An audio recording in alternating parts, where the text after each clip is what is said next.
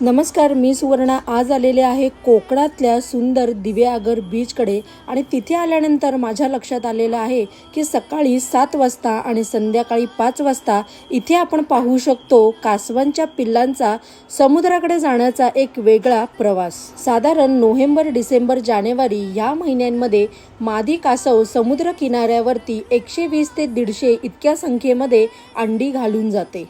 त्यानंतर गावातले सरपंच आणि काही स्वयंसेवक या व्यतिरिक्त फॉरेस्ट डिपार्टमेंटचे कर्मचारी यांच्या देखरेखीखाली ह्या कासवांचे योग्य ते नियोजन केले जाते। यापुढे अंड्यामधून पिल्लू बाहेर येण्याचा कालावधी साधारण 40 ते 45 दिवसांचा असतो। त्यामुळे नेक्स्ट टाइम कोकणात दिवेआगरला जाण्याचा प्लॅन करत असाल तर निसर्गाच्या एक अद्भुत क्षणाचे साक्षीदार व्हा। व्हिडिओ आवडला असेल तर लाईक करा आणि जास्तीत जास्त शेअर सुद्धा करा। चॅनलला जाता जाता सबस्क्राईब करायला विसरू नका।